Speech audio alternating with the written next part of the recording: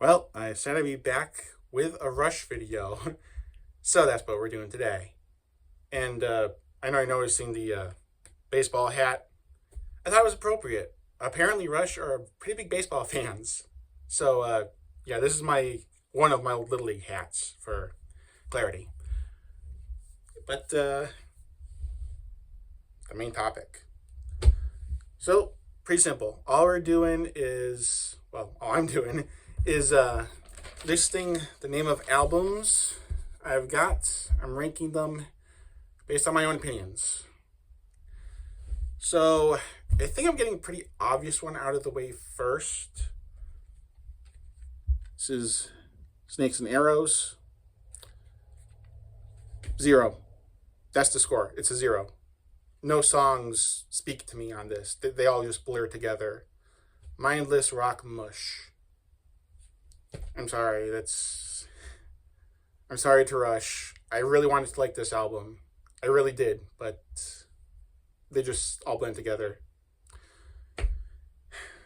Okay. And I didn't think I'd be getting my controversial opinion out this early, but that's the way it worked out. No one else I know would probably put this album this low, but Fly By Night, second to last place. Now, I don't like most of the songs in this, but the ones that do stick out are pretty good. I mean, you got the title track, obviously. Big classic rock radio staple. Bite Tour and the Snow Dog, which was pretty fun fantasy for about 8.5 minutes. Pretty good guitar riffs. And Anthem, the opening track, still a concert staple to this day, I think. I hope they bring it back for the new concerts. But, yeah, the rest of the songs, pretty boring. Very boring album overall to listen to, with the 3 exceptions. Clocking at number 17, we got Clockwork Angels, the newest one. And I fell in love with this album when it first came out.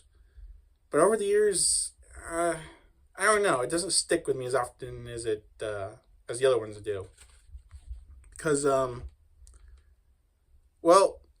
tend to be a little more lenient towards concept albums because I like good stories, honestly.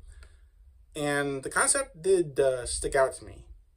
I have yet to read the book. That's on my to-do list. But the songs overall, musically, I only got interested in, 3. The choruses on most of the songs are competent and catchy, which is always a good sign. Very experimental at times.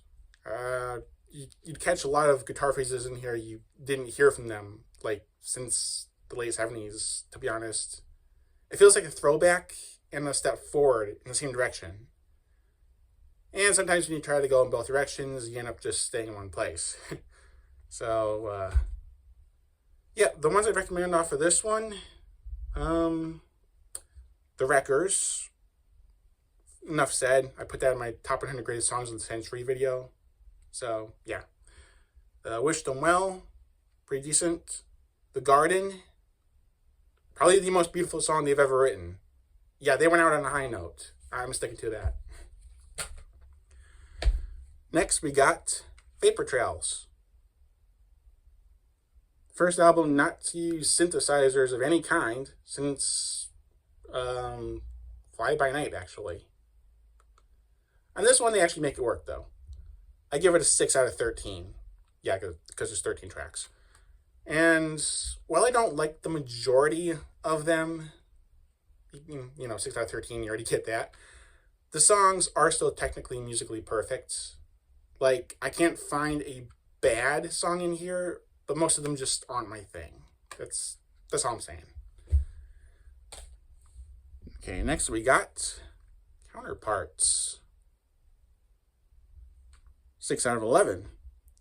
Now, the interesting thing about this album, and this happens no other time in their discography, this album starts strong, it ends strong, but avoid the middle like the plague. I swear. Oh, and number 5, Between the Sun and Moon. I think Neil Peart had like a brain tumor or something at that point, because that is the stupidest chorus he has ever written. I like most of his lyrics, and they're very waxing poetic kind of stuff, very cheesy. But Between Sun and Moon takes the cake on stupidity. I'm not dissing the guy. Everyone's allowed an off day, okay? But yeah, very good listen overall, though. Next, we have Power Windows. Very underrated, actually. But I think if you want a good experience with this one, the first 5 are good, if not a little bit out there at times. Like, you listen to the sonic palette of Territories and Manhattan Project. You know, they're a little different, but actually, in this album, that's what makes them work. 6 through 8, however, very boring. You will fall asleep. But yeah, and a lot of people seem to think that Alex Lifeson's guitar got underplayed in the mix around this time, in the mid-'80s. It's not. It's perfect. It is still there, and it's louder than ever, and even on the previous albums. Because, I mean, just listen to The Big Money and, well, like I said, Manhattan Project. These things are... his work is amazing in this one. Oh, and points to a band that actually got me interested in history. Like, no other band can probably do that unless they were made from the ground up to be educational. Yep. Solid album. Okay. Hold Your Fire. Yeah, there it is. And I know what you're thinking. Why on earth would you put it this high? And above Fly By Night. Honestly, this album might be overhated. Like, I mean, sure, that's their peak of their sellout phase, but you know what? I listened to the whole thing again, and there is some good stuff in there. 6 out of 10. Overall, it's a very good listen, even if some of the songs didn't gel with me. Like, it starts off pretty strong with Force 10, and the big hit, Time Stands Still. Amazing. Open Secrets, Second Nature, that one was good. And Prime Mover, oh my god, it actually gives Geddy Lee something to do. His bass is amazing on that song. Let's see. Lock and Key, probably not one of my favorites. But then it gets back into Mission, and I'm like, okay, that's a good soaring kind of ballad kind of song, so that kind of saves it. But then you can just skip the last 3. Okay, next, Signals. Everyone knows that album cover, right? In case you don't know, in case you're not a Rush fan, you don't know what I'm talking about, this is the one with Subdivisions on it. Yeah, for a while, that was my favorite Rush song. Just the keyboard work alone was... You didn't hear anything like it. I don't think even Eddie Van Halen, with all his synth skills, could actually play something like this. It just blew my mind. And the second track, Analog Kid, blew my mind again. 2 songs that blew my mind right in a row. I mean, you can't get a better album than that. My only problem with this album overall is that some of the songs tend to be a little drawn out. Now, in the couple songs I just mentioned, it's not really prevalent. You don't notice it. But the album tracks, yeah, they're kind of there. Like, Chemistry and Digital Man, The Weapon, they didn't have to be as long as they were. They could have been cut off at any other point. New World Man, their first top 40 hits, still holds up, still very good. Losing It. I think it might be my new favorite song from this album. It's just very, very good stories. Countdown. The Rocket Age. Yep. When even rock stars could get behind rockets. Maybe that's why they were called rock stars. Nah, I'm just kidding. Ignore that joke. Like, ignore most of my jokes. But, yeah. Race Under Pressure. Very fitting title.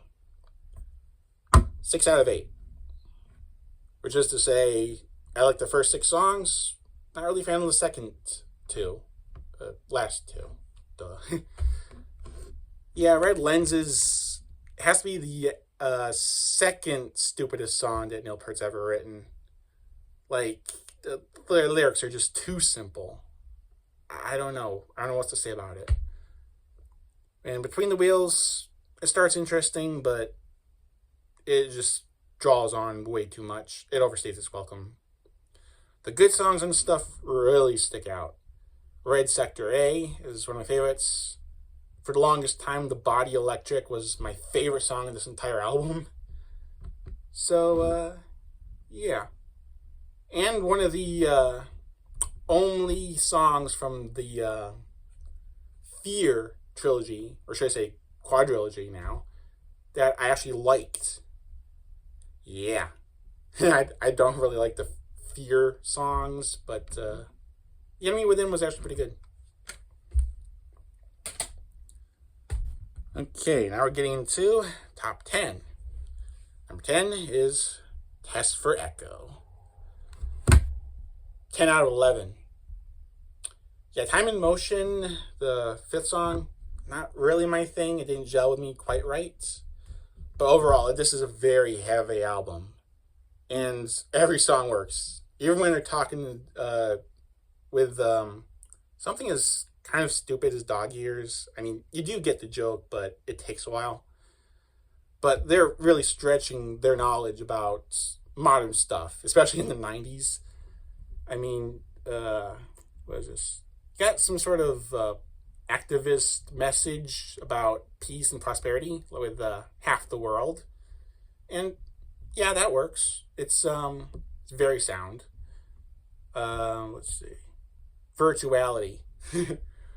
They talk about the beginnings of email in a way that only they can, and it just grooves. Driven. Driven is their heaviest song, and it's only the second one on the album, actually.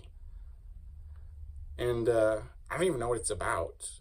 I think it's about being driven by ambition, but even I can't be sure. But you'll always remember it. Carve Away the Stone. Pretty, actually probably the most poppiest one on this album, but it works as a good closer. And Resist, maybe it's better live. It makes a damn good acoustic song, but the album version is still top notch. So, okay. Now we're actually getting to my favorites, the ones I listen to all the time, over and over again. This is Presto.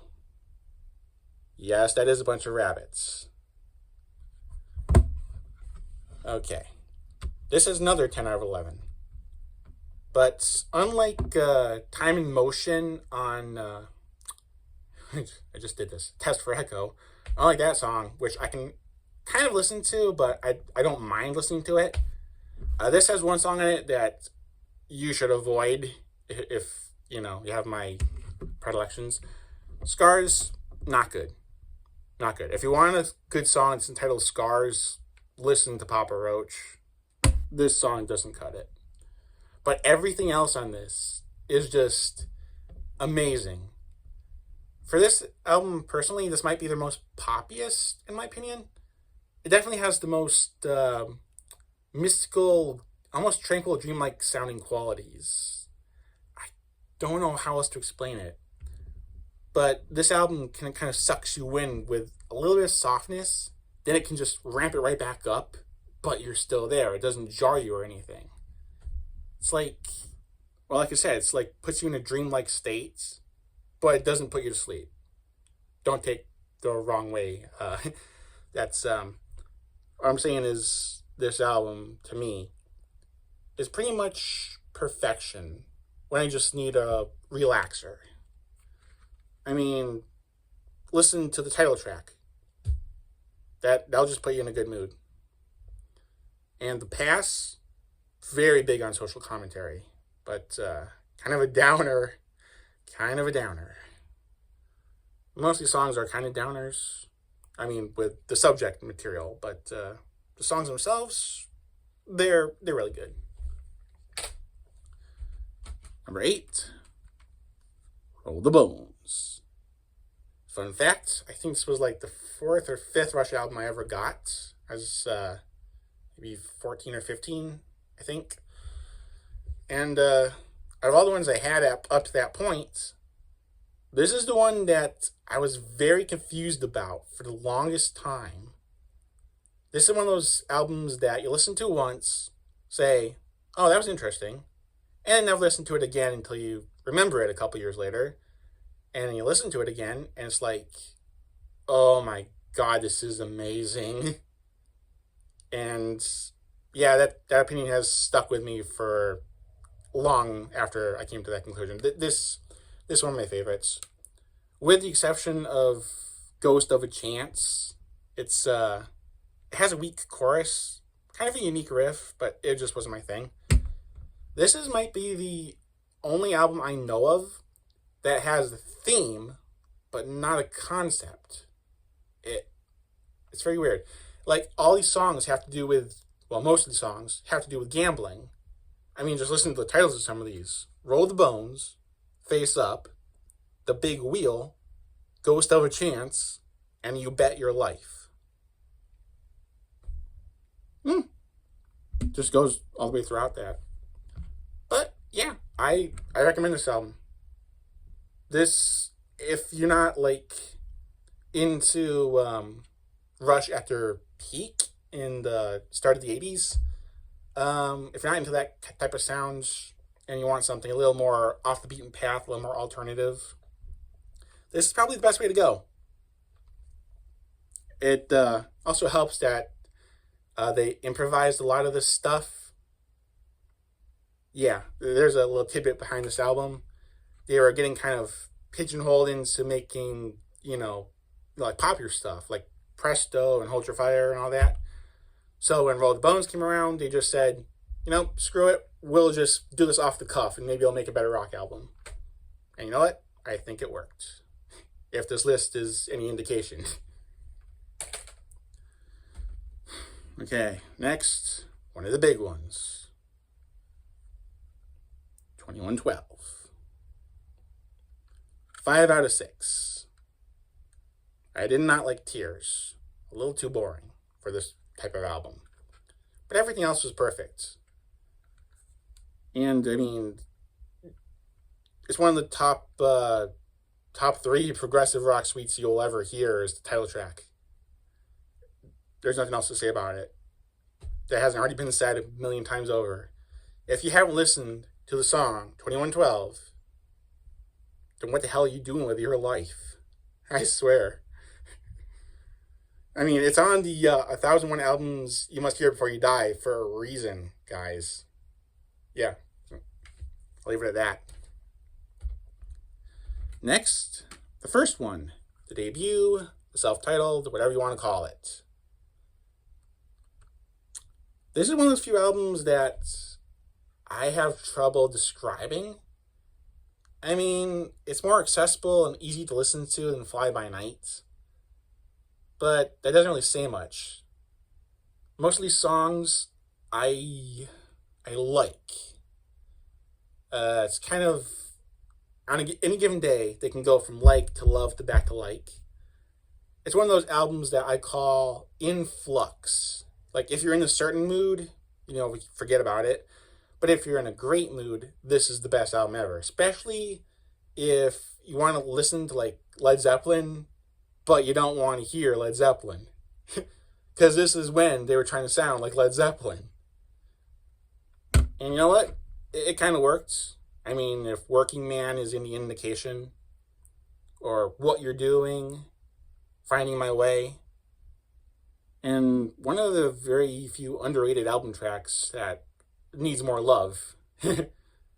No, it's not Need Some Love. I could see that coming my way. Now, when I first got this album, the ones that stuck out to me were actually the ones that didn't get to be hits for some odd reason. Especially Take a Friend. That one was a surprise to me. And not just because the guitar work is amazing. So, yeah. Okay, number 5. A Farewell to Kings. This is one I avoided for the longest time. I don't know why.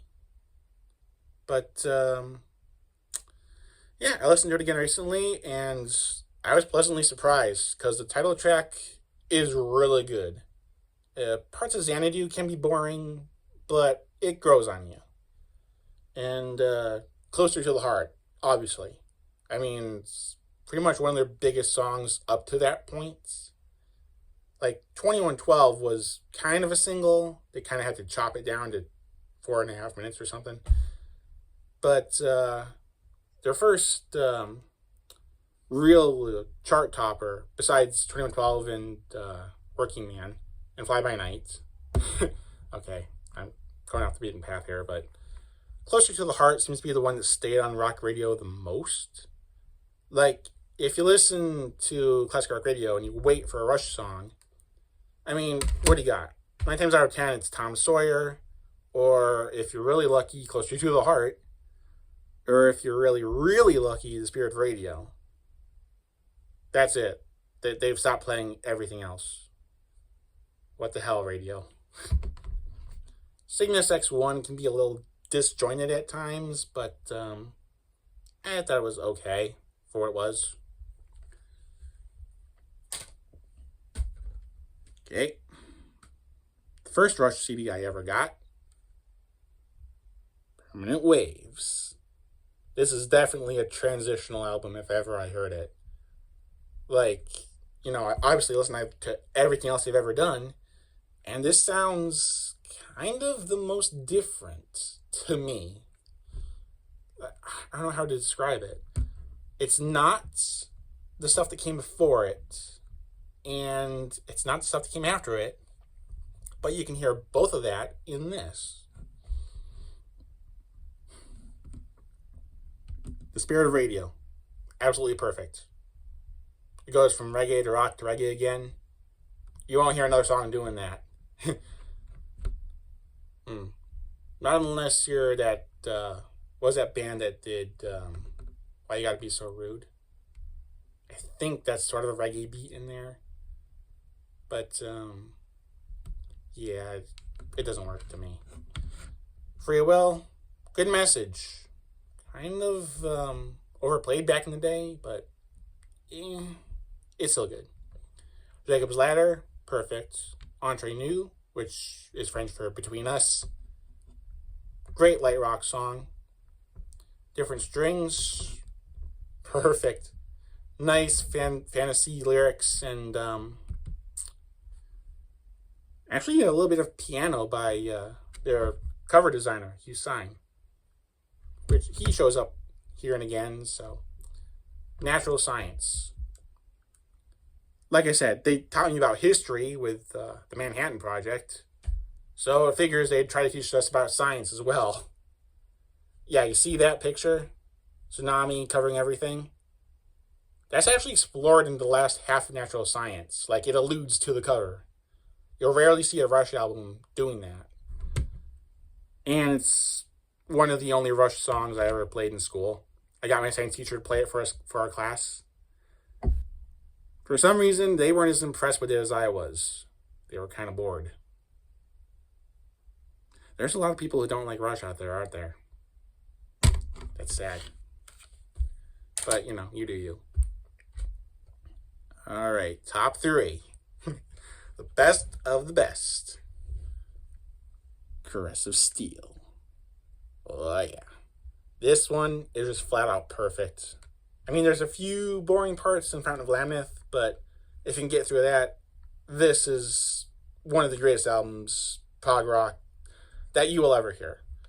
I mean, Bastille Day, Bastille Day, however it's pronounced. It's one of the earliest heavy metal rippers you will ever hear. I think I'm going bald.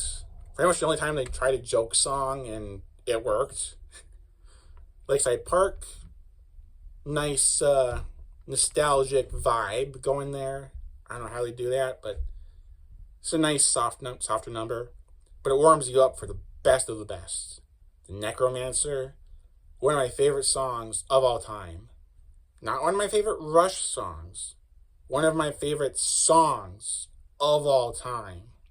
That's how good it is. And the 20-minute Fountain of Lamneth. I mean, you can't do any better than that. You got a great drum solo, like right at the beginning of it, kind of. And a few great guitar phrases. To this day, I have still not have learned the guitar part to, how is it pronounced, Bacchus Plateau. But I swear, one of these days I'm gonna. Because that's my favorite guitar riff that Alex Lifeson has ever done. Yeah. Pretty solid. Okay, and if you're any type of Rush fan, you had to know this one was coming, because you know that 1,001 albums you must listen to before you die thing I mentioned? The only other Rush album on it is this one. Moving Pictures, at number 2. For those of you who don't know, this is the one with Tom Sawyer. If you don't know what that is, I don't know how else to explain it to you. That's the name of the song. Why? I have no idea. It has nothing to do with the literary Tom Sawyer. I mean, the lyrics go, a modern Tom Sawyer, real pride, or something like that. I was like, okay, they're talking about a guy who's like Tom Sawyer. He embodies the spirit of him. Okay, so who are you talking about? All we get is he. But the lyrics made no sense to begin with. That's not the point. The point is, the Tom Sawyer song is one of the best Rush songs in the history of ever.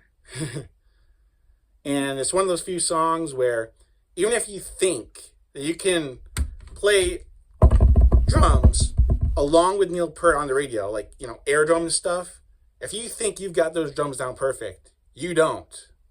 Trust me, even if you are a drummer, you cannot. You do not have that type of skill to pull off air drums to Tom Sawyer, even if you have an eidetic memory.